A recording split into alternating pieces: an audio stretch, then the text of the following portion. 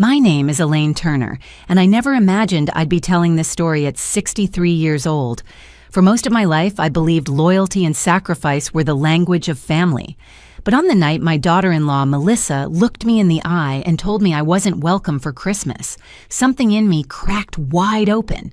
It happened in their kitchen, the smell of cinnamon cookies still in the air from the batch I had brought over, hoping to make things feel warmer between us. Melissa didn't even sit down. She stood by the counter, arms crossed her voice, steady, polished like she had rehearsed it. "Elaine," she said, "we think it's best if you don't join us this year. Brian's parents-in-law are hosting, and honestly, you just don't fit in." For a moment, I thought I had misheard. The plate of cookies grew heavy in my hands.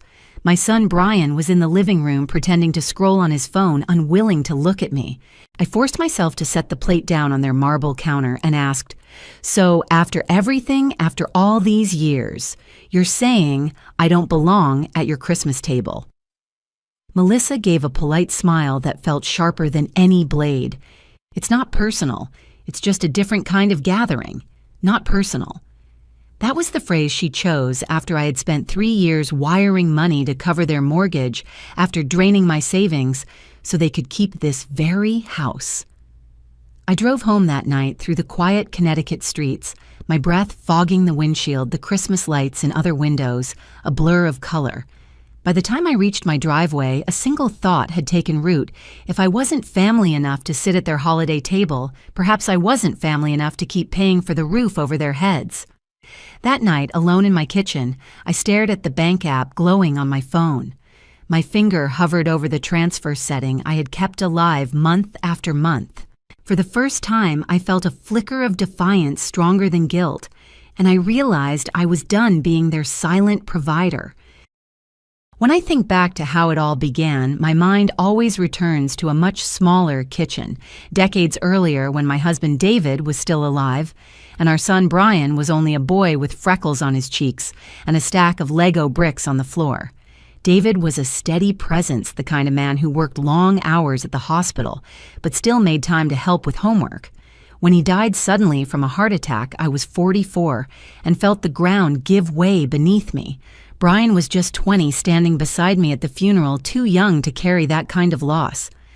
From that day on, I carried both our burdens. I picked up night shifts at the hospital sometimes, staying on my feet for 16 hours straight, just to keep the mortgage paid and Brian's tuition covered. I told myself exhaustion was a fair price for his future. On the nights he struggled with computer programming assignments, I brewed coffee at 2 in the morning, waiting at the kitchen table, until I heard his chair scrape back, and he came down to ask for advice I couldn't give, but I listened anyway. I still remember the glow on his face the day he walked across the stage to receive his diploma in computer science. When he hugged me afterward, he whispered, "Mom, I couldn't have done this without you." Those words were worth every sleepless night. In that moment, I thought we were bound together by something unbreakable sacrifice paid back in gratitude. But gratitude is fragile. As years passed, the bond I thought was carved in stone began to feel like chalk on a sidewalk, bright at first, but easy to wash away. I didn't notice the change all at once. It began with small distances, the way he lingered less at Sunday dinners, the way his calls grew shorter. Still, I believed the sacrifices had built a foundation strong enough to hold us together. I couldn't imagine then how easily that foundation would be tested, or how quickly it would begin to crack. The first time Brian brought Melissa home, I knew life was about to change. It was a spring evening, and I had prepared a roast chicken, hoping to make her feel welcome. She walked in wearing a sleek cream-colored coat, her perfume filling the modest hallway of my little Cape Cod-style house. Her smile was polite, but her eyes scanned the living room like a real estate agent assessing a property lingering on the worn sofa, the faded curtains and the old family photographs on the wall. "This is cozy," she said finally, and though her tone was smooth, I heard the unspoken judgment beneath it. Brian's face lit up as he introduced her, his hand resting on hers, with the kind of nervous pride I hadn't seen in him before. I told myself to give her a chance. After all, she was the woman my son had chosen. Over dinner, I tried to bridge the silence with questions about her work. Melissa explained she was in marketing at a firm in Boston, her words polished confident, as if she were pitching herself to an invisible client. I nodded along, cutting chicken, pouring gravy, but each time I glanced at her, I felt the gulf between us widen. When she excused herself to take a call, I turned to Brian. "She's beautiful," I whispered. "Are you happy?" He smiled the way a boy does when he finally gets the toy he's always wanted. "I am, Mom. She's amazing." 6 months later, they announced their engagement. Melissa's family reserved the country club outside Boston, hired a top planner, and filled every corner of the event with orchids and ice sculptures. I stood there in my best dress, clutching a glass of champagne, watching my son swirl deeper into her world, while mine grew smaller with each passing hour. And yet when he leaned down at the reception and asked if I was having a good time, I forced a smile and told him, "Everything is beautiful. I'm so happy for you." After the wedding, their lives picked up a pace I could barely keep up with. They settled on a house in Riverside Estates, a gated community with manicured lawns and stone driveways that gleamed in the sun. Brian called me one Saturday to come see it. The moment I stepped inside, I was struck by the vaulted ceilings, the gleaming hardwood floors, the view of the river out back. It was a house pulled from glossy magazines, not the modest homes most young couples could reasonably afford. "Isn't it perfect?" Mom Brian asked, his eyes glowing with excitement. Melissa, standing beside him, ran her hand along the countertop of the marble island, as if it already belonged to her. "It's beautiful," I admitted then, hesitated. "But are you sure it's within your budget?" Melissa's lips curved in a smile that didn't quite reach her eyes. "We've run the numbers. My parents helped with the down payment. It's all covered. I wanted to believe them." For a while, I did. But only a month later, the first call came. Brian's voice on the other end was strained. "Mom, I hate to ask, but the property taxes here are higher than we thought, and with the new furniture, we're short." How much I asked without pause. 5,000 would set us straight. I transferred the money the next day, telling myself it was just a one-time slip. But it wasn't. A new car lease Melissa had signed came with surprise fees. Then it was the floors she didn't like the shade of oak. Each time, Brian's voice carried the same edge of desperation, and each time I found a way to cover the gap. I stopped putting money into my retirement account, stopped planning the small condo I'd once dreamed of for myself. Instead, I found myself watching their house grow grander while my own life shrank smaller. And still, I told myself it was temporary. That soon Brian would rise at work, Melissa would find her footing, and I would step back. I didn't know then how easily temporary can turn into years. What began as occasional help soon hardened into a pattern that consumed me. One evening, Brian came over alone, sitting at the same kitchen table where I used to quiz him on spelling words.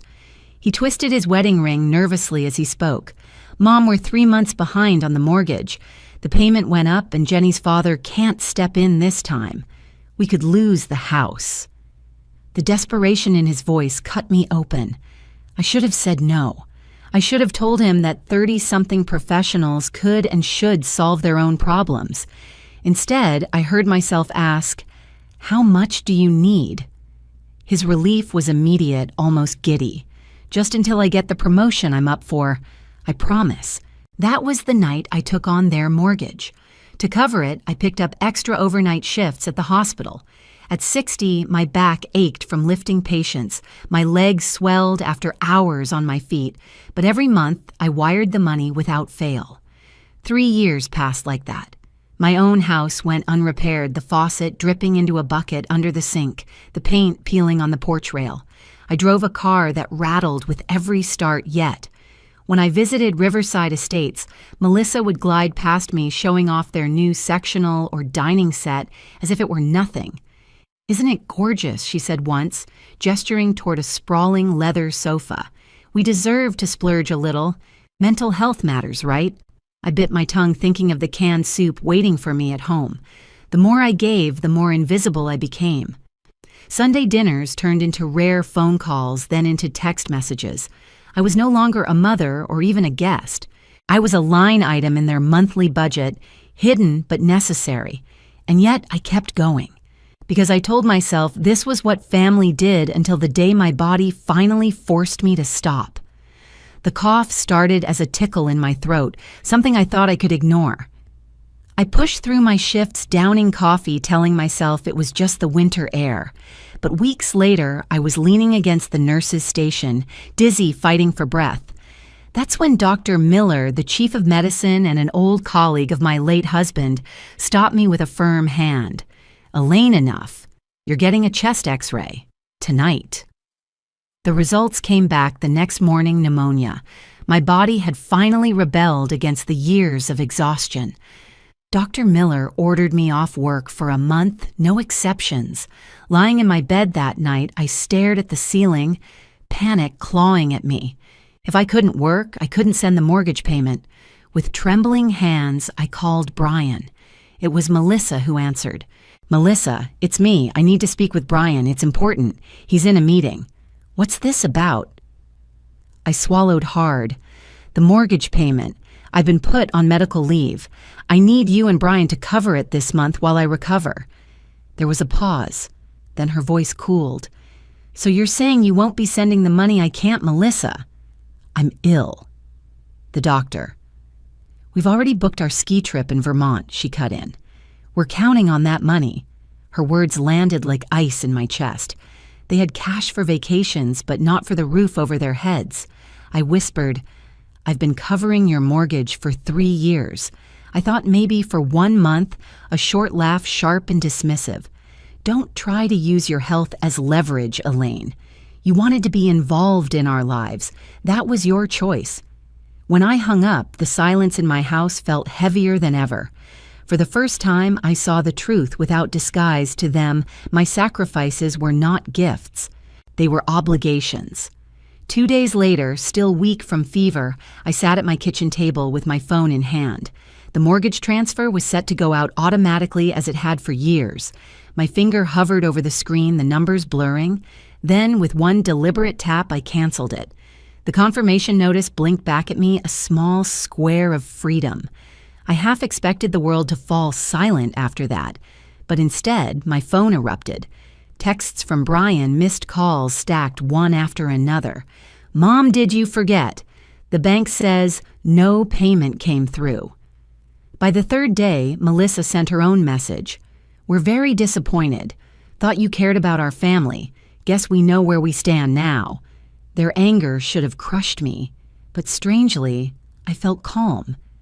I brewed tea, wrapped myself in a blanket, and for the first time in years, slept through the night without setting an alarm for an extra shift. The calm didn't last long.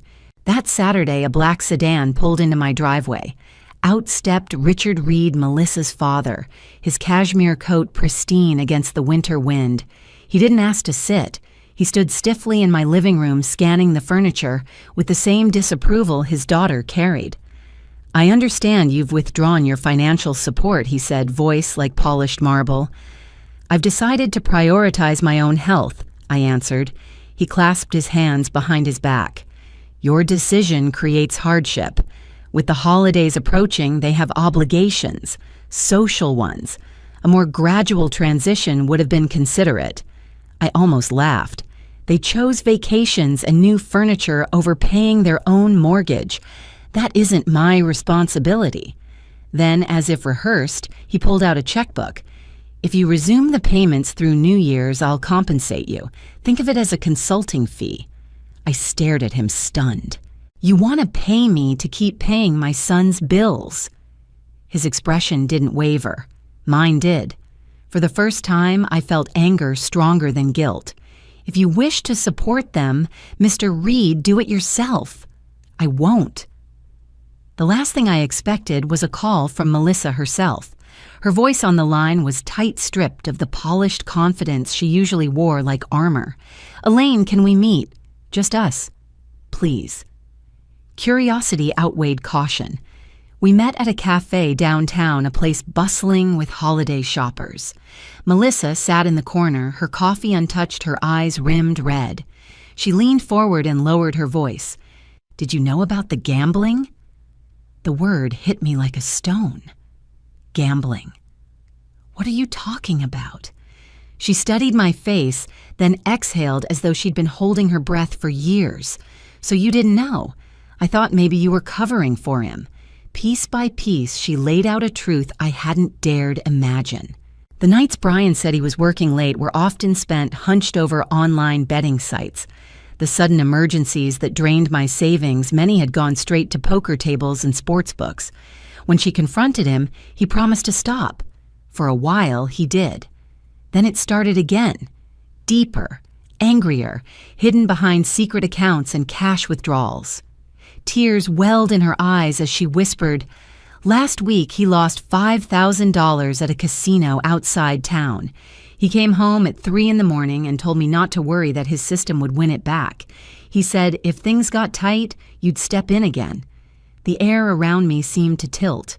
My overtime hours, my postponed retirement, every ache in my bones, fuel for an addiction I hadn't even known existed. Melissa's voice broke. I was so busy trying to impress my parents to keep up appearances, I ignored the signs. "I'm sorry, Elaine, for everything." For the first time, I saw her not as the woman who had pushed me out, but as someone trapped in the same web of lies. And beneath the shock, a new emotion stirred resolve. Christmas morning arrived with snow blanketing the streets soft and quiet, as if the world itself wanted peace. Inside my house, Melissa sat at my kitchen table, her suitcase tucked against the wall. She had shown up before dawn, eyes swollen from crying, saying she needed space from Brian after another night of shouting. I gave her the guest room and poured coffee, both of us knowing the calm wouldn't last. By noon, the doorbell rang with a violent insistence. When I opened it, Brian stood there, his hair uncombed, his face pale and tense. "Where is she?" he demanded, trying to peer past me. "She needs time, Brian," I said, stepping into the doorway, blocking his view. His laugh was bitter. "Time? She's filling your head with lies, isn't she? You always wanted her to hate me. Now you've succeeded." I shook my head, my voice low but steady. "No one made me see the truth. You did that yourself." He tried to push forward, but I held my ground. "Brian, stop. If you force your way in, I'll call the police." His eyes widened as if the word itself was betrayal. "You'd call the cops on your own son." "On Christmas, I don't want to," I said, my chest tight, "but I will if it means protecting this house and the people inside it." For a moment, his anger faltered, replaced by something lost, almost childlike. Then his shoulders slumped. "She can't just walk away. She can't." "Maybe she can," I replied softly. "And maybe you should think about what drove her to this point." He turned, muttering, "This isn't over," before trudging back to his car. I stood at the door long after the engine faded, my hands trembling. For the first time, I had drawn a line he couldn't cross, and though my heart ached, a strange strength settled in its place. In the weeks that followed, the quiet inside my house felt different. It wasn't the lonely silence of being forgotten. It was the stillness of healing. Melissa stayed with me for a short while, helping in small ways, folding laundry, chopping vegetables for soup, leaving little thank you notes by the coffee maker. It was strange how quickly the walls between us softened. We were two women who had once been rivals, now bound together by the wreckage Brian had left behind. Melissa began attending therapy sessions on her own, determined to understand why she had enabled Brian's spiral for so long. She came home one afternoon and told me she had started looking for her own apartment, something small where she could rebuild her life without the weight of his debts. I saw in her eyes the first spark of independence. For me, the transformation came in quieter ways. I accepted Dr. Miller's offer to return on reduced hours, working days instead of nights. My body ached less, and I found I had the energy to say yes when neighbors invited me for coffee, or when a friend asked me to join a book club. For years, I had said no to everything except Brian. Now I was learning to say yes to myself. One Saturday, Dr. Miller asked if I would join him at a chamber music concert at the university. I hesitated, then surprised myself by agreeing. Sitting beside him in that small concert hall, listening to violins swell against the winter air, I felt something stir inside me that I thought had long since gone possibility. As January unfolded, Melissa moved into her apartment. I helped her carry boxes, and when we hugged goodbye that night, she whispered, "Thank you for giving me a safe place to start over." For the first time in years, I felt as if I had given something that truly mattered, not money, not sacrifice, but space, for someone else's healing. A year later, the world looked different, though my house still stood on the same quiet street. Winter had returned, but this Christmas felt nothing like the last. The lights on my porch twinkled because I wanted them to, not because I hoped to impress anyone. Inside, the smell of ginger cookies filled the air as I set an extra plate at the table for Melissa, who was stopping by after work. She was no longer the polished woman who once dismissed me as not fitting in. Now she lived in a modest apartment downtown, holding a steady job at a small marketing firm. She still carried scars from her marriage, but she laughed more easily, spoke with honesty, and treated me like family, not out of duty, but out of choice. As for Brian, he had finally entered a treatment program. After losing money, he couldn't hide, not even from Melissa's parents. Gambling had dragged him to rock bottom, and only then did he agree to help. I visited him at the clinic once, and for a fleeting moment, I saw the boy with freckles. Again, the boy who once whispered he couldn't have graduated without me. He has a long road ahead, but at least he is on it. My own life had stretched wider than I ever imagined. I retired fully from the hospital that spring, though I still volunteer once a week. I tend to my garden, join neighbors for coffee, and yes, I've even begun seeing Dr. Miller regularly. We share dinners, concerts, and quiet evenings, and his presence reminds me that companionship isn't reserved for the young. On Christmas Eve, I stood at my window looking at the snow drifting down and thought of the moment I pressed cancel on that transfer a year ago. It had felt like betrayal then. Now I knew it was love in its truest form, the kind that sets boundaries, that says no more, that chooses dignity over dependence. On Christmas morning, I woke before the sun, the house wrapped in a quiet that no longer felt empty. I brewed coffee, letting its warmth spread through the kitchen, and carried the mug to the window. Outside, the snow glowed pale blue, the kind of hush that makes the world feel like it's holding its breath. For the first time in decades, I wasn't hurrying to clock into a double shift or wiring money to someone else's account. I was simply living in my own moment. Later that afternoon, Melissa arrived with a small poinsettia in her arms. "It's not much," she said shyly as she set it on my table.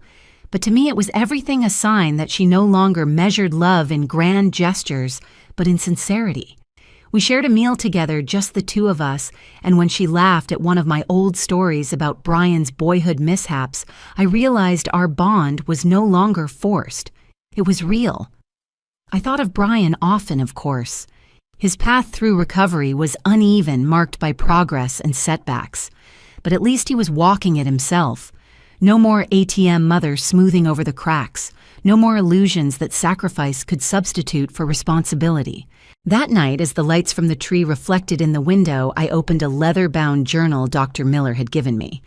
On the first page, I wrote, "This year, I stopped paying their mortgage. Instead, I invested in myself." Because that's what this journey had been, a hard-earned investment in dignity, boundaries, and truth. I once believed being a good mother meant giving until nothing was left.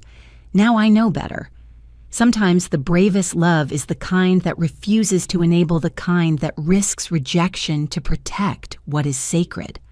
As I closed the journal, I felt no bitterness, only peace. I had kept my son afloat for years, but in saving him from consequence, I nearly drowned myself. Canceling those payments saved me, and maybe in time it will save him too. And that I realized with quiet certainty is the kind of love that lasts.